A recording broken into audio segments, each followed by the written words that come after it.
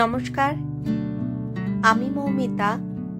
আমার কবিতা পাঠ চ্যানেলে আমার সকল শ্রোতা বন্ধু এবং দর্শক বন্ধুকে আন্তরিক শুভকামনা জানিয়ে আজকের গল্প পাঠ শুরু করছি।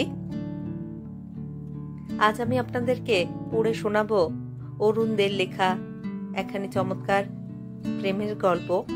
গল্পের নাম ভালোবাসার ফাঁস। অনুরোধ রইল গল্পটি শোনার জন্য। যদি আমার পাঠ আপনাদের ভালো লাগে, অনুগ্রহ করে এখানে লাইক করবেন এবং গল্পটিকে আপনাদের প্রিয়জনের সাথে শেয়ার করতে ভুলবেন না। আপনারা যারা এখনো আমার কবিতা পাঠ চ্যানেলটি সাবস্ক্রাইব করেননি, তাদের অনুরোধ সাবস্ক্রাইব করে সাথে থাকার।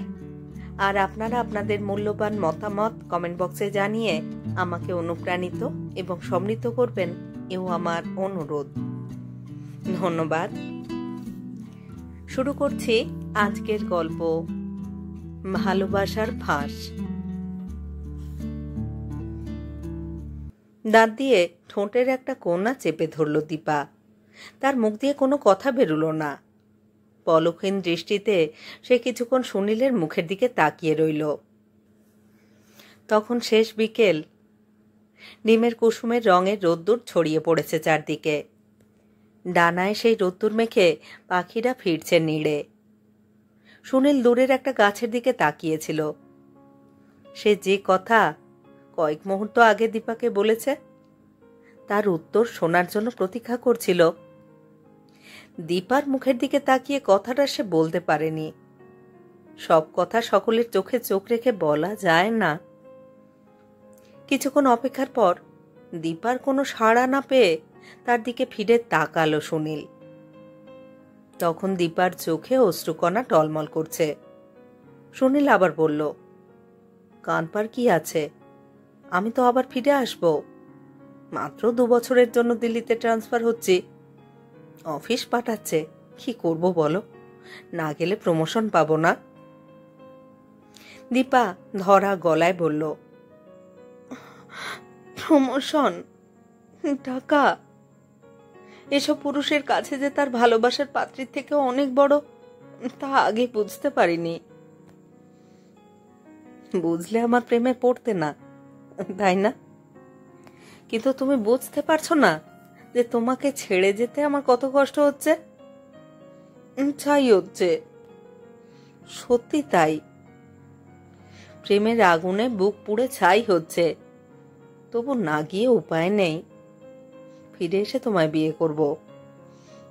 দরকার নেই, এর মধ্যে আমি তোমার থেকে অনেক ভালো বন্ধু জোগাড় করে নেব।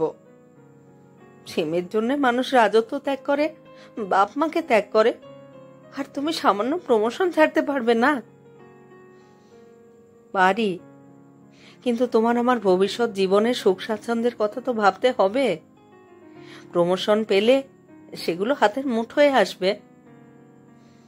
তখন হাত মুঠো করে বসে থেকো, ফিরে এসে দেখবে আমার বিয়ে হয়ে গেছে। তুমি কি আমার জন্য মাত্র 2 বছর অপেক্ষা করতে পারবে না? অপেক্ষা করতে বয়ে গেছে। আজকাল একজন মেয়ের পিছনে কতজন ছেলে ঘুরঘুর করে জানো? তুমি এসব কি বলছো দীপা? আগে তো কখনো তোমার মুখে এ ধরনের কথা শুনিনি। আগে তো বুঝিনি যে তুমি পালাবে। পালাবো কেন? কলকাতা থেকে দিল্লি যাওয়া মানে পালানো নয়। প্রয়োজনেই তো যাচ্ছি, ফিরে এসে বিয়েটা সেরে ফেলবো। এ কি পালিয়ে যাওয়া? বেশ তো, পালাবার মতলব যদি নাই থাকে, তবে আমাকে তোমার সঙ্গে নিয়ে চলো। আমাদের তো এখনো বিয়েই হয়নি। তাতে কি হয়েছে? একটু মডার্ন হও।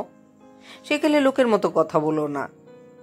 নিজের বউ নিয়ে কেউ পালায় না, কুমারী মেয়ের সঙ্গেই পালায়। তাতে রোমাঞ্চ আছে। রোমাঞ্চ? তোমার বাবা যদি পুলিশে খবর দেয়, তখন পুলিশের ভয়ে রোমাঞ্চিত হবে। আমরা এই যুগের ছেলে মেয়ে, বাবা বা পুলিশ কাউকে প্রেমে পড়লে কেয়ার করি না। সুনীল কিছুক্ষণ চুপ করে রইল। তারপর কি ভেবে বলল, ঠিক আছে, তোমাকে নিয়েই দিল্লি যাব, যা হবার হবে। কাল সন্ধ্যার সময় ট্রেন ছাড়বে, তুমি হাওড়া স্টেশনে চলে এসো। সুনীল ভেবেছিল দীপা বাড়ি ফিরে ভেবেচিন্তে তার মত পাল্টাবে। মুখে যাই বলুক, একজন ব্যাচেলরের সঙ্গে পথে যেতে সাহস করবে না। কিন্তু পরদিন স্টেশনে পৌঁছে সুনীল অবাক হয়ে দেখল দীপা নির্দিষ্ট স্থানে দাঁড়িয়ে নিরুদ্বিগ্ন মুখে ঝালমুড়ি চিবোচ্ছে। তার দিকে চোখ পড়তেই দ্রুত পায়ে এগিয়ে এসে বললে, এসেছো? আমি সেই কখন থেকে দাঁড়িয়ে আছি। বেশ করেছ বলে সুনীল দীপার আপাদ মস্তক লক্ষ্য করল। পরনে গোলাপি রঙের শাড়ি ও ব্লাউজ, কাঁধের দুপাশ দিয়ে দুটি বিনুনি মাথা থেকে নেমে এসে উন্নত বুকের দুপাশে ঝুলছে। এক হাতে ঝালমুড়ির ঠোঙা, অন্য হাতে জিনিসপত্রের ঠাসা একটি রঙিন ব্যাগ। দীপা বলল, হা করে দেখছো কি? চলো ট্রেনে উঠি। ট্রেন ছাড়তে তো আর মাত্র 10 মিনিট বাকি। সুনীল বলল, আমি ভেবেছিলাম তুমি হয়তো শেষ পর্যন্ত আসবে না। আর কমাস পরেই তো তোমার বিয়ে ফাইনাল পরীক্ষা। তোর পরীক্ষা? বই নিয়ে ঘ্যান ঘ্যান করে পড়তে আমার একটুও ভালো লাগে না। বাবা ছাড়ে না, তাই পরীক্ষা দিতে হয়। পড়াশুনো ছেড়ে আমার বিয়ে করতে ইচ্ছে করে। এ বয়সে পাঠ্য বইয়ে মুখ গুজে সময় নষ্ট করবার কোনো মানে হয়? যাকে, আমার টিকিট কেটেছ? না। ইস, কি কাণ্ড! শিগগির টিকিট কেটে নাও। সুনীল আর কথা বাড়ালো না, দীপার জন্য টিকিট কাটতে এগিয়ে গেল। ওরা দুজনে যখন ট্রেনে উঠে বসলো তখন সন্ধ্যা হয়। ট্রেন ছাড়তেই দীপার চোখে মুখে খুশির আমেজ ছড়িয়ে পড়ল। সুনীল নানান চিন্তায় গম্ভীর মুখে বসেছিল। দীপা কিছুক্ষণ তাকে লক্ষ্য করে বলল, হেই, আমার হুতুম প্যাঁচার মতন মুখ করে বসে আছো কেন? আমার মুখটাই ওই রকম, বলল সুনীল। ইস, বললেই হলো, একটু হাসো না। কি ভাবছো বলো তো? বাড়িতে জানিয়ে এসেছো? খেপেছ? জানলে আসতে দিত নাকি? শুধু একটা চিঠি লিখে বালিশের তলায় রেখে এসেছি। চিঠি? কি লিখেছ? শুধু 2টো লাইন, আমার খোঁজ করো না, আমি আমার ভাবি স্বামীর সঙ্গে দিল্লি যাচ্ছি। ভালো লিখিনি? খুব ভালো। দিল্লি শব্দটা লিখতে গেলে কেন? পুলিশ দিল্লিতে আমাদের খোঁজ করে জেলে নিয়ে যাবে। মোটেই না, বড্ড ভীতু তুমি। সুনীল আবার কি যেন বলতে যাচ্ছিল, এমন সময় তার পাশে যে লোকটি এতক্ষণ খবরের কাগজে মুখ আড়াল করে বসেছিল সে মুখ এগিয়ে কাগজ ছড়িয়ে বলল, আপনাদের বুঝি বিয়ে হয়নি? সুনীল ভুরু কুঁচকে বলল, না। তাহলে ট্রেন থেকে নেমে প্রথমে ম্যারেজ রেজিস্টারের অফিসে গিয়ে বিয়ে করে ফেলুন, নইলে পরে ফ্যাসাদে পড়বেন। আমি নিজেও ফ্যাসাদে পড়েছিলাম কি না, তাই বলছি। সুনীল কোনো উত্তর দিল না। দীপা বিরক্তির দৃষ্টিতে লোকটির মুখের দিকে তাকিয়ে মুখ ঘুরিয়ে নিয়ে জানলা দিয়ে বাইরের দৃশ্য দেখতে লাগলো। পরদিন ট্রেন যখন দিল্লি পৌঁছলো তখন শীতের ভোর। কুয়াশার আঁচল চিরে রোদ্দুর ঝিলিক দিচ্ছে, বাতাসে হিমের স্পর্শ। প্ল্যাটফর্ম থেকে বেরিয়ে সুনীল দীপাকে বলল, কোথায় ওঠা যায় বলো তো? দীপা বলল, আরে আমি কি জানি, তুমি যেখানে যেতে বলবে সেইখানে গিয়ে উঠব। কিছু ঠিক করে আসনি বুঝি? তুমি যে সঙ্গে আসবে তাই তো জানতাম না। আমি ভেবেছিলাম যে কোনো হোটেলে উঠব, কিন্তু তোমাকে নিয়ে হোটেলে উঠলে ঝামেলা হতে পারে। ঝামেলা? ঝামেলা আবার কি? আমি কোনোদিনও হোটেলে থাকিনি। হোটেলে থাকতে ইচ্ছে করছে, চলো। কিন্তু আমাদের তো এখনো। সুনীলের কথা শেষ না হতেই জন 3 লোক ওদের ঘিরে ফেলল। তাদের মধ্যে 2 জন অবাঙালি, একজন বাঙালি। তারা বিভিন্ন হোটেলের প্রতিনিধি। প্ল্যাটফর্ম থেকে খদ্দের ধরে নিজেদের হোটেলে নিয়ে যাওয়াই তাদের কাজ। সুনীল পড়ল ফাঁপড়ে। 3 জনেই তাকে টানাটানি করছে। বাঙালি বাবুটি বললেন, শুক্তো আর ইলিশ মাছের ঝাল, ঝোল, অম্বল একমাত্র আমাদের হোটেলেই পাবেন, অন্য কোথাও নয়। মনে হবে ঘরেই আছেন। থাকার জন্য বেস্ট রুম আপনাদের দেব। লোকটি টাঙ্গা আনতে ছুটল এবং অল্পক্ষণ পরেই টাঙ্গা সমেত হাজির হলো। কি ভেবে সুনীল আর দীপা সেই টাঙ্গায় উঠে বাঙালি বাবুর সঙ্গে হোটেলের দিকে এগিয়ে চলল। টাঙ্গায় যেতে যেতে দীপা বলল, এই জানো, দিল্লিতে আমার মাসুতো বোন সুমনার বিয়ে হয়েছে, এখানেই থাকে, খুব বড় লোক। ওদের বাড়ি যাবে? সুনীল বলল, আগে বলনি কেন? তাহলে তোমার মাসুতো বোনের বাড়িতেই ওঠা যেত। আমি উঠতে পারতাম, কিন্তু তুমি? তোমাকে ওরা থাকার জায়গা দেবে কেন? এখনো তো আমাদের বিয়ে হয়নি। দুজনে একসঙ্গে থাকতে চাইলে দিদি হইচই করবে, দারুণ কনজারভেটিভ। তাহলে আর কি, তোমাকে একা সেখানে রেখে আসি। ইস চালাকি! আমি একা থাকবো কেন? বিয়ে করে একসঙ্গে থাকবো। হোটেলে জিনিসপত্র রেখে ম্যারেজ রেজিস্ট্রারের সঙ্গে দেখা করে আসবে, বুঝেছো? দিল্লিতে আমি প্রমোশন নিয়ে নতুন অফিসে জয়েন করতে এসেছি। বিয়েও প্রমোশন? ব্যাচেলর থেকে সংসার জীবনে প্রমোশন? চাকরির প্রমোশন আর জীবনের প্রমোশন দুটোই তোমার একসঙ্গে হবে, বেশ মজা হবে, তাই না? জানি না, কপালে কি আছে বুঝতে পারছি না। তোমার কপালে আমি আছি আর প্রমোশন আছে। তুমি বড্ড ভীতু, সব তাতেই ঘাবড়ে যাও। হোটেলে পাশাপাশি দুটি ঘর ভাড়া নিল সুনীল। একটিতে সে থাকবে, অন্যটিতে দীপা। রাত্রে দুজনার এক ঘরে বসবাস নিরাপদ নাও হতে পারে। দীপার এইরকম ইঙ্গিতেই দুটি ঘর ভাড়া নিতে বাধ্য হলো। দুই ঘরের মাঝখানে দরজা, ইচ্ছে করলেই তাতে খিল দেওয়া যায় এবং খোলাও যায়।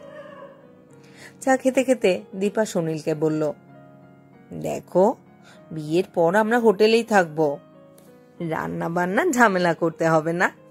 তাছাড়া যে কোনো বাড়ি থেকে হোটেলে সাজানো ঘর অনেক ভালো। লোকে যে কেন বাড়ি ভাড়া করে থাকে বুঝি না। সুনীল ঢোক গিলে বলল, হোটেলে থাকতে অনেক খরচ। খরচের জন্য ভেবো না, তুমি তো চাকরি করছো, আমিও চাকরি করব, দুজনের রোজগারে হোটেলের খরচ চলে যাবে। ওরে সাবাস, তুমি তো বেশ বক্তৃতা দিতে পারো। এখন এসব শোনার সময় নেই, অফিসে জয়েন করতে হবে। আমি বেরোচ্ছি, ফিরতে দেরি হলে ভেবো না। খেয়ে যাবে না? খেতে গেলে দেরি হয়ে যাবে। প্রথম দিন একটু দেরিতে অফিসে গেলে কিচ্ছু হবে না। যে ছেলেটা ব্রেকফাস্ট দিতে এসেছিল, আমি তাকে 9টার মধ্যে তোমার খাবার দিতে অর্ডার করে দিয়েছি।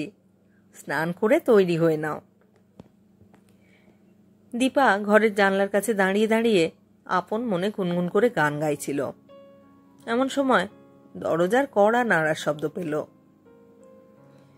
এখন সুনীলের অফিস থেকে ফেরার কথা নয়, সন্ধ্যার সময় ফিরবে বলে গেছে। তবু দীপার মনে হলো হয়তো সুনীলই এসেছে। গান থামিয়ে সে তাড়াতাড়ি দরজা খুলল।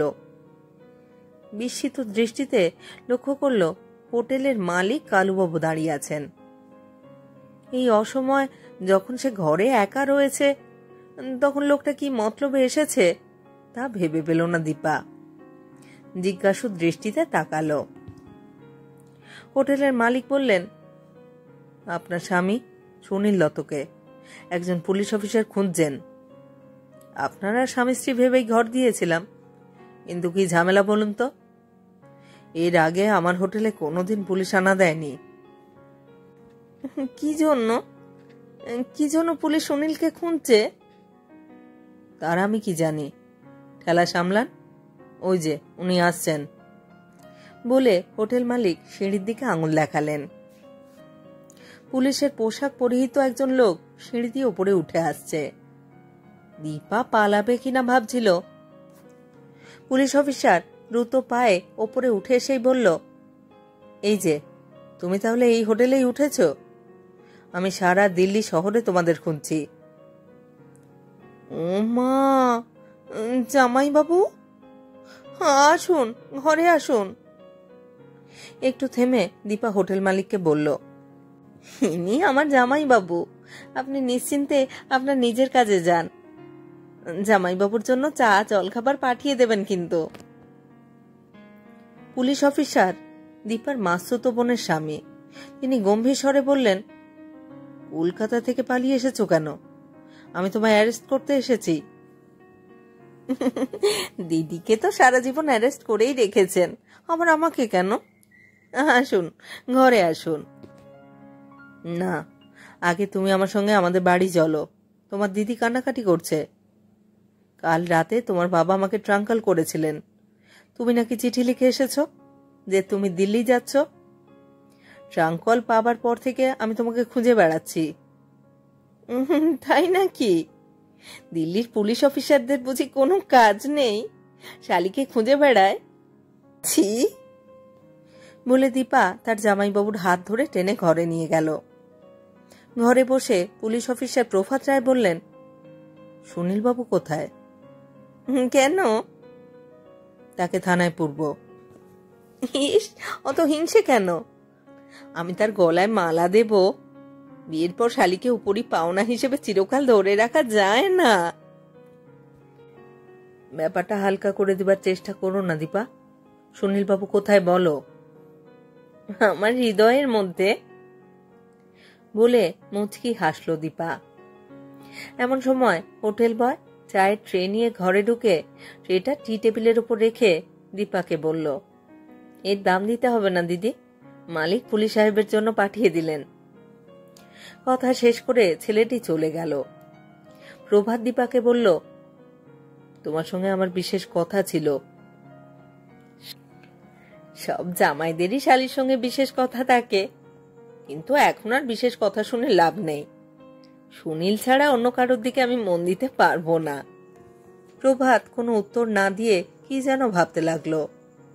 একটু পরে বলল, তুমি বসো, আমি একটা ফোন করে আসছি। কাকে ফোন করবেন? তোমার দিদিকে। তোমার খোঁজ পেলে সে আমায় ফোন করে জানাতে বলেছিল। হোটেলের ম্যানেজারের ঘরে নিশ্চয়ই ফোন আছে। থাকতে পারে। দিদিকে ব্যস্ত করবার কি দরকার? প্রভাত কোনো উত্তর না দিয়ে ঘর থেকে বেরিয়ে গেল। কিছুক্ষণ পরে প্রভাত ফিরে এসে বলল, তোমার দিদি তোমাকে নিতে আসছেন। তার মানে? আমি সুনীলকে একা ছেড়ে যেতে পারবো না। নিতে হলে আমাদের দুজনকেই নিতে হবে।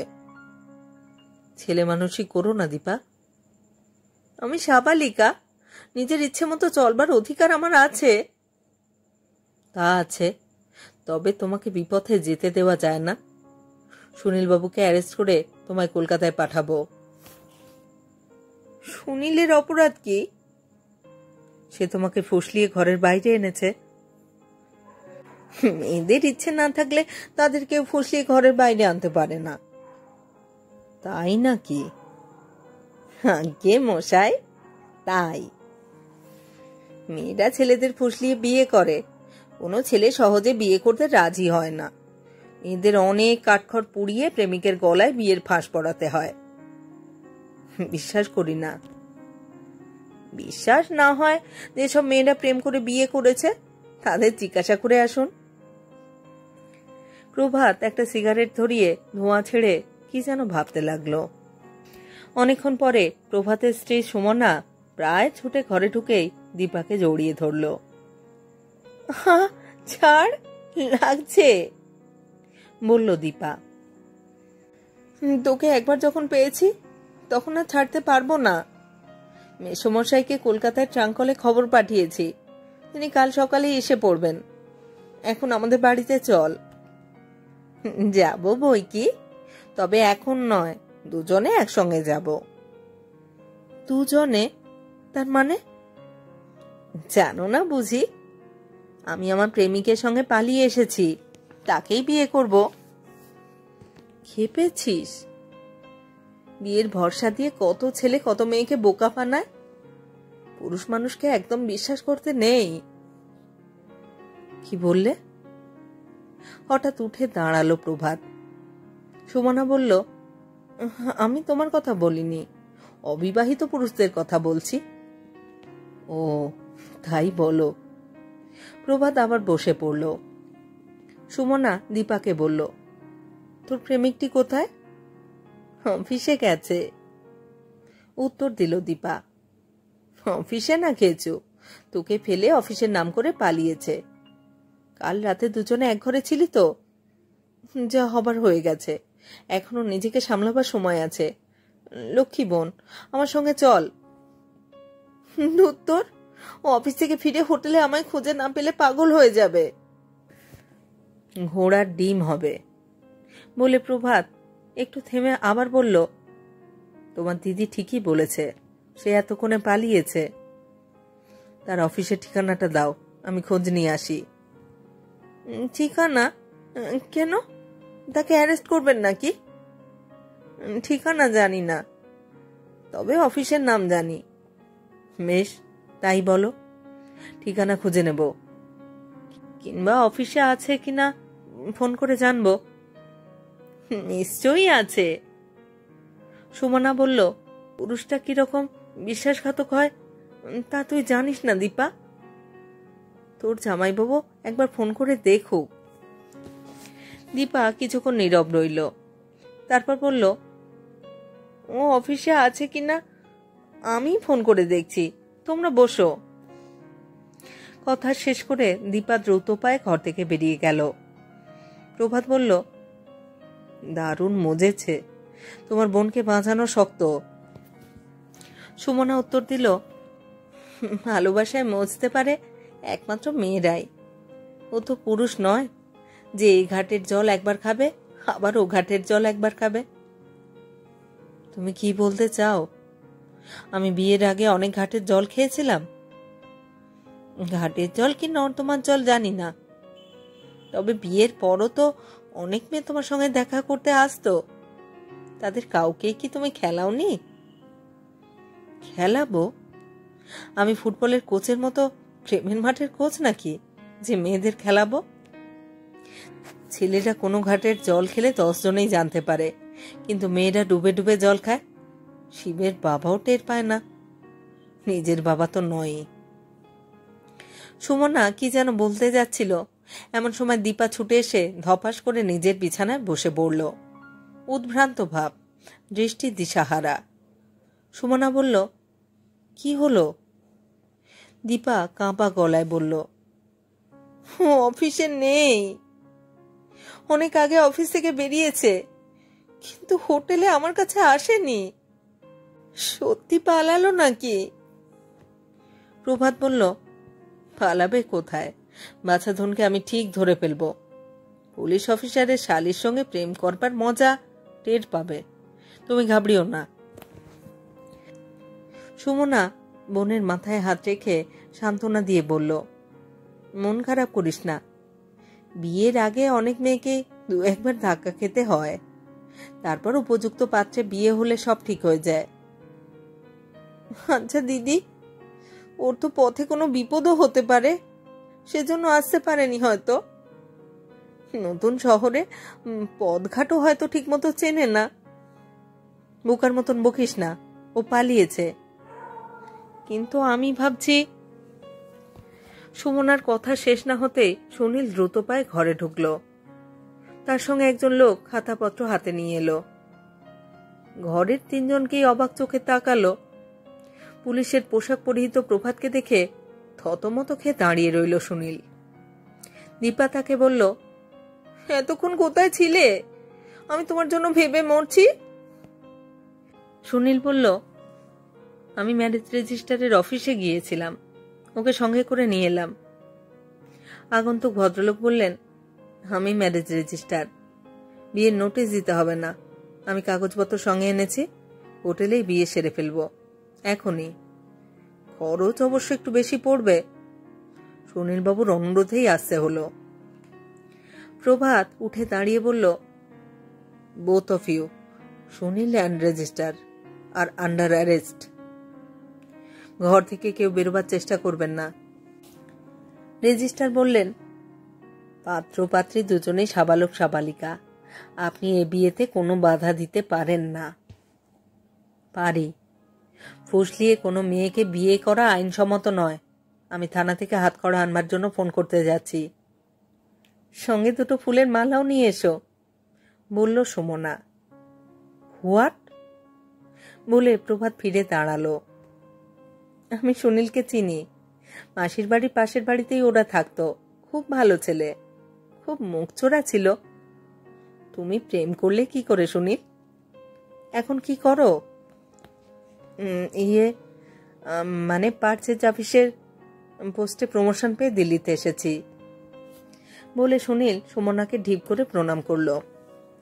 প্রভাতের দিকে দেখিয়ে সুমনা বলল, উনি আমার স্বামী।